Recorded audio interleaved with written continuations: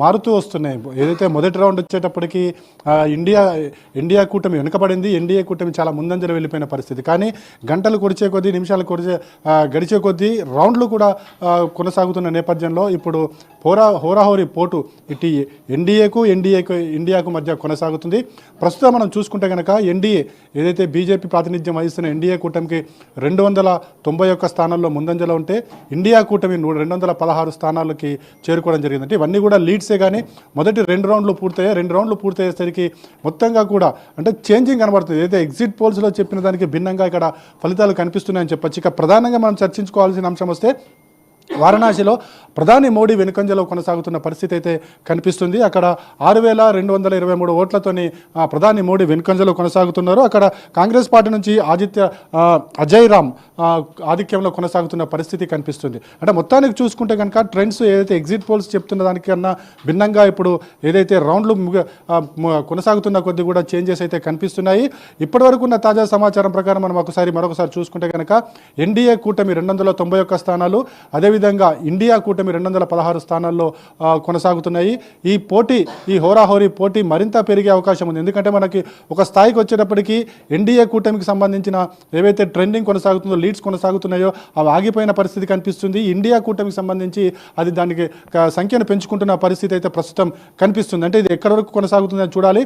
ఇప్పటివరకు అయితే మొదటి ఫలితం ఇంకా రాలేదు. మొదటి ఫలితము ఏ పార్టీకి వస్తుందనేది కూడా ఇక్కడ చర్చనీయాంశంగా మారింది. ఇక మనకి తెలుగు రాష్ట్రాలకు సంబంధించి చూసుకుంటే కనుక తెలుగు రాష్ట్రాల్లో తెలంగాణకు సంబంధించి ఇప్పటికి కూడా కాంగ్రెస్ బీజేపీల మధ్యనే హోరాహోరీ పోరు కొనసాగుతుందని చెప్పొచ్చు.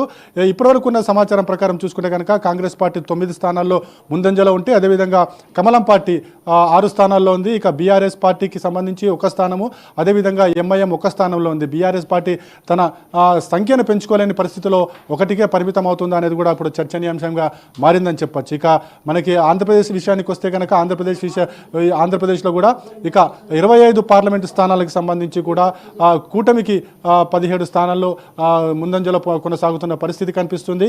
అదేవిధంగా వైసీపీ అక్కడ వెనుకంజలో ఉంది. ఇక అక్కడ అసెంబ్లీ స్థానాలకు సంబంధించి చూసుకుంటే కనుక అసెంబ్లీ స్థానాల్లో ఇప్పటికే టీడీపీ కూటమి సెంచరీ మార్కును దాటేసింది. 101 స్థానాల్లో ఇప్పటివరకు కూడా టీడీపీ కూటమి ముందంజలో ఉంది. అదేవిధంగా వైసీపీ మాత్రము 20 స్థానాలకే కూడా దాటలేని పరిస్థితి కనిపిస్తుంది.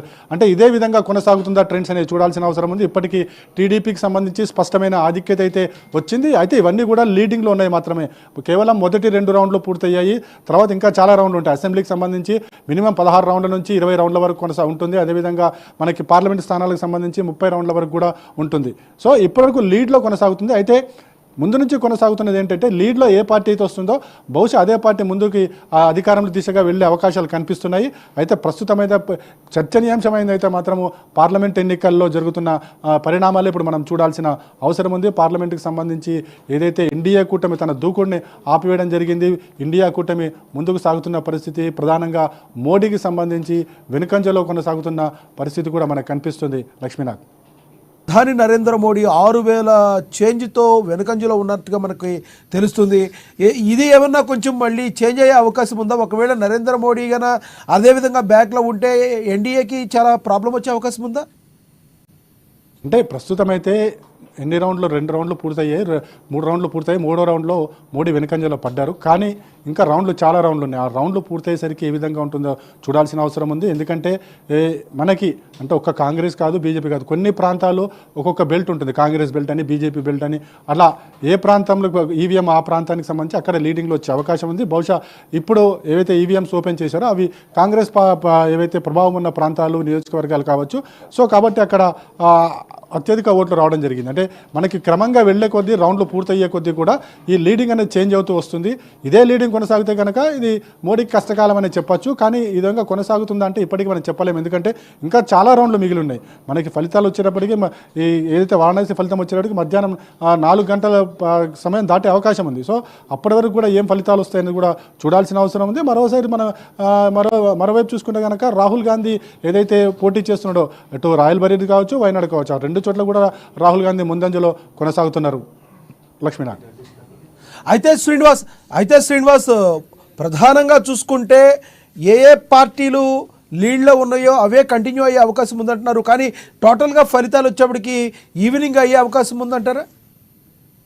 ఎందుకంటే పార్లమెంట్ ఎన్నికలకు సంబంధించి సమయం సాయంత్రం అయిపోయే అవకాశాలు ఉంటాయి. ఎందుకంటే అక్కడ మనకి రౌండ్స్ ఎక్కువగా ఉంటాయి కాబట్టి అవన్నీ కూడా రౌండ్స్ ఒక్కొక్క రౌండ్ పూర్తి చేయాలి, ఖచ్చితంగా నోటెడ్ చేయాలి, దాన్ని అఫీషియల్గా డిక్లేర్ చేయాలి, మళ్ళీ సెకండ్ రౌండ్ స్టార్ట్ చేయాలి. ఎన్ని టేబుల్స్ ఉంటాయి అంటే ప్రతి రౌండ్లో ఖచ్చితంగా కొన్ని టేబుల్స్ అనేవి పార్లమెంట్కి ఒక సంఖ్య ఉంటుంది, అసెంబ్లీకి ఒక సంఖ్య ఉంటుంది. సో రౌండ్కి మొత్తం ఈవీఎంలు ఓపెన్ చేసి అక్కడ ఉన్న ఏజెంట్లకు చేపించి ఆ తర్వాత అవన్నీ నోట్ చేసుకున్న తర్వాత వాటన్నింటిని కూడా మళ్ళీ క్యాలిక్యులేట్ చేయడము. సో ఇవన్నీ కూడా కొంచెం సమయం పడుతుంది. కాబట్టి అసెంబ్లీ ఎన్నికలు మధ్యాహ్నం వరకు 2 గంటల తర్వాత ఒక్కొక్కటి ఫలితం వచ్చినప్పటికీ కూడా పార్లమెంట్కి సంబంధించి చూసుకుంటే కనుక సాయంత్రం వరకు కూడా ఫలితాలు వచ్చే అవకాశం కనిపిస్తుంది. లక్ష్మీనాథ్. శ్రీనివాస్.